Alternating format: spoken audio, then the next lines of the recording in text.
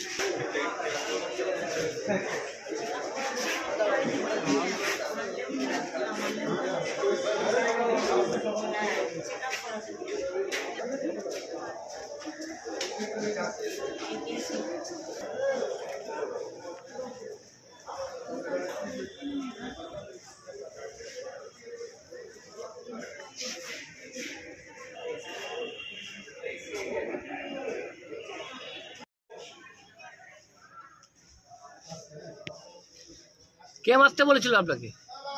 কি মারলেন কেন? আমি মারতে বলিনি, বলছিলাম হয়তো আমার হয়তো ফোন করছি কাউকে, ভাইপো ফাইপো মেয়ে এমনি তো কালকে ফোন করতাম না। তা বৌমা এবং নাতনিটাকে শিখিয়ে দিয়েছে, সাদি গিয়ে হয়তো ফোন করছি, তা বলছে এই যে নাতনি এসেছি বললো তো মাকে, তখন বৌমা আবার ছেলেকে বললো তুমি কি হ্যাঁ, আর একটা কথা আছে, বড় মেয়ের কাছ থেকে 4 লাখ টাকা নিয়েছিল। কে? ছেলে। সুদ দেয় না, কিছুই দেয় না। হ্যাঁ, কত টাকা কী আছে বাকি এটা আমি জানি না। আমি সেই কথায় ছেলেকে বললাম দেখ, বৌমাকে বলছি, বৌমাও সঙ্গে গেছিল। বৌমাও বললো যে এই আমি বললাম ছেলে আর বৌমাকে দুজনকে বলো টাকাটাকে ফেরত দিয়ে দিই। হ্যাঁ, রেলে চাকরি করে, 50,000 টাকার উপর মাইনে পায়। তা সেখানে তারপর ছেলের খুব রাগ হয়ে গেল, তোমার বেশি দরদ হয়েছে, এবার গলা টিপে ধরলো আমাকে।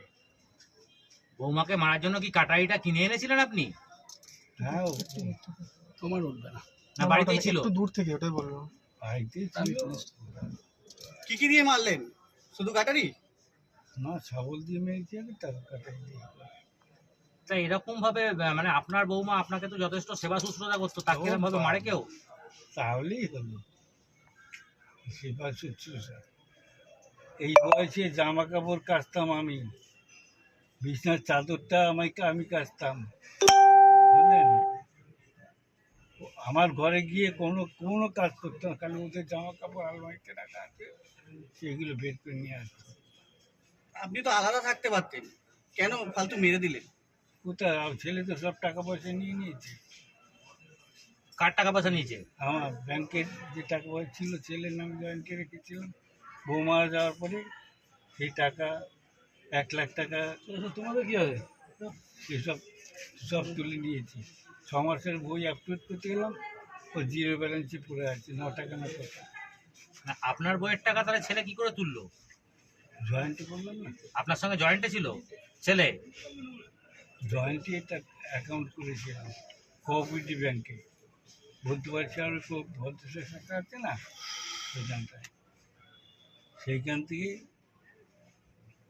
তারপরে এমনি বার্ধক্য ভাতার পয়সা পেতাম, সেটাও আজ 100 দাও, কালকে 200 দাও, 1000 টাকা তো পাই। তা প্রত্যেক মাসে ঠিক মতো টাকা পাচ্ছে না, এইরকম ছিল আর কি বলবো। এলাকাবাসীরা তো বলছে আপনাকে নাকি যথেষ্ট পরিষেবা দিত আপনার বৌমা। এ তো 10টা বলবেই, এক গ্লাসের বন্ধু না সব। কেন এক গ্লাসের বন্ধু মানে? ক্লাবের সন্ধ্যার পরে তো অন্ধকার থাকে, ক্লাবের ঘরের পাশে দেখবেন বাচ্চা বাচ্চা ছেলেরা মদ খায়।